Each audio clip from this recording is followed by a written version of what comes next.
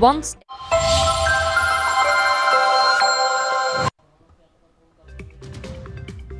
Welcome back, viewers. Our focus remains on the top stories of this hour.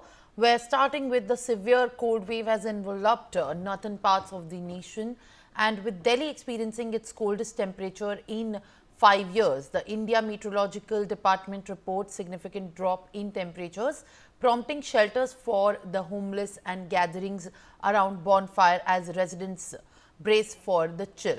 Delhi endured its fourth straight day of cold weather. The cold has intensified in Rajasthan, severely affecting daily life. In Jaipur, the temperature was recorded at 7.2 degrees Celsius.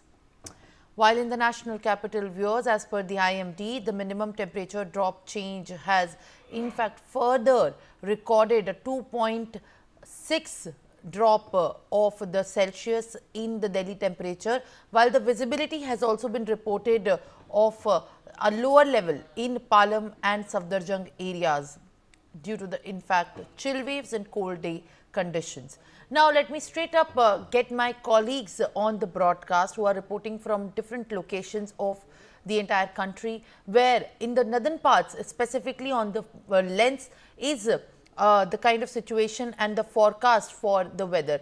Straight up from Srinagar, where my colleague Ashik Mir is joining me live. Ashik, very good morning. What is in fact the update of the weather in Srinagar? How is the IMD predicting the weather for the coming days, and how heavy is the snowfall at this moment? देखिए सिमरन, अगर हम बात करें कश्मीर में लगातार पहाड़ों पर जिस हिसाब से बर्फबारी हुई है, तो मैदानी इलाकों पर भी इसका असर साफ तौर पर दिख रहा है। यहाँ हार्श विंटर चल रहे हैं और 40 दिनों का चिलेकलान जो कि 21 दिसंबर से शुरू हुआ, और इस चिलेकलान के दौरान कई सारी ऐसी ढल है और नदी नाले हैं जो जम जाते हैं, जो फ्रोजन वाटर है, टेप वाटर जो है लोगों के घर तक नहीं पहुंच पाता है और लोगों को कहीं ना कहीं दिक्कतों का भी सामना करना पड़ रहा है। दिसंबर का महीना अगस्त ड्राई रहा, लेकिन जनवरी की शुरुआत से ही कश्मीर के पहाड़ी इलाकों के साथ साथ मैदानी इलाकों में भारी बर्फबारी दिखी और जनवरी से लेकर अब तक जो है 3 बार भारी बर्फबारी के स्पेल हमने देखे हैं। और अब जो है आईएमडी एक बार फिर से प्रेडिक्ट कर रहा है कि 10 जनवरी से 12 जनवरी तक एक बार फिर से प्लेन्स और हिली एरियाज में स्नोफॉल होगा, जिसके चलते यहाँ पर टूरिस्ट डेस्टिनेशन जो है वो काफी ज्यादा टूरिस्टों से भरी हुई है। खासतौर पर अगर हम सबसे बड़ी टूरिस्ट डेस्टिनेशन गुलमर्ग, जिसे स्की रिजॉर्ट के नाम से भी जाना जाता है, यहाँ पर टूरिस्ट जो है काफी तादाद में पहुंच चुके हैं, खासतौर पर स्नो देखने के लिए, क्योंकि यहाँ पर जो है लगभग 3 फीट स्नो ऑलरेडी जो है जमा हो चुकी है, जिसके कारण यहाँ पर ज्यादातर टूरिस्ट जो है विजिट कर रहे हैं। फिलहाल अगर हम ओवरऑल देखें, माइनस में टेम्परेचर जा रहा है और श्रीनगर में रात का टेम्परेचर जो है -5 डिग्री सेल्सियस रिकॉर्ड किया गया। और इसके साथ अगर हम साउथ कश्मीर के इलाकों की बात करें, जहां पर शोपियन में -10 डिग्री सेल्सियस टेम्परेचर जो है रिकॉर्ड किया गया है। फिलहाल All right, Ashik. On that note, in fact, let me also take a quick weather report from my colleague who is joining me live from Shimla.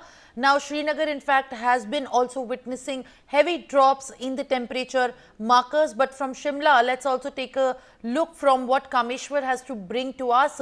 Kameshwar, when we're talking about Shimla, which is in fact the Himalayan region, what is the update that you are bringing to us? What is the update for the IMD that has predicted the weather in Shimla?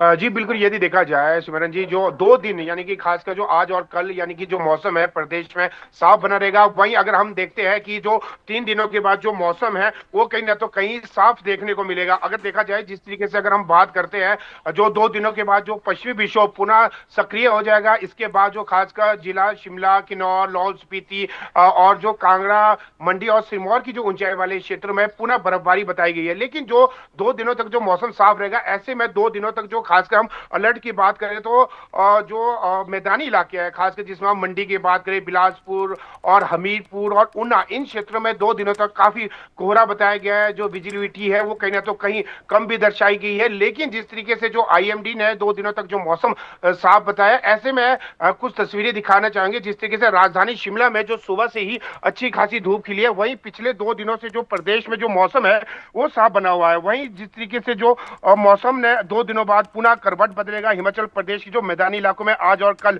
घना कोहरा रहेगा। इसको लेकर जो मौसम विभाग ने yellow alert भी जारी किया है। यह चेतावनी खासकर जो ऊना, बिलासपुर, हमीरपुर, कांगड़ा और मंडी जिला को दी गई है।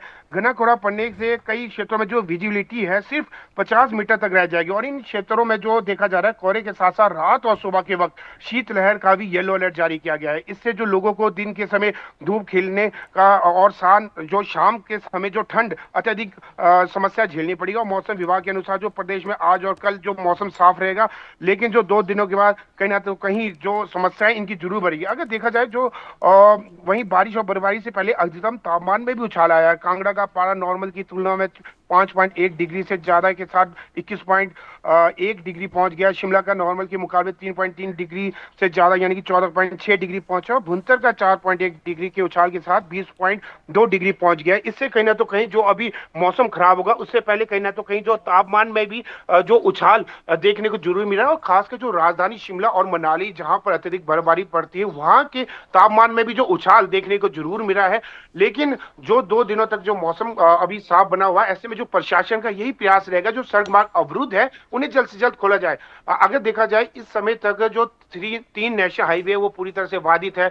42 सड़क मार्ग जो है वो भी अवरुद्ध है, जिन्हें खोलने का कार्य फिलहाल युद्ध स्तर पर किया जा रहा है। बीते दिन भी जो कैबिनेट मंत्री जगत सिंह नेगी ने कहा है कि जो सड़क मार्ग अवरुद्ध है उन्हें खोला जाएगा। वहीं जो लोक निर्माण मंत्री विक्रमादित्य सिंह ने भी अधिकारियों को निर्देश दिया है कि जो सड़क मार्ग अवरुद्ध है उन्हें तत्काल प्रभाव से खोला जाए, ताकि जो Punjab All Haryana right, Kameshwar, thank you for adding these details and giving us, in fact, more information, bringing from Shimla.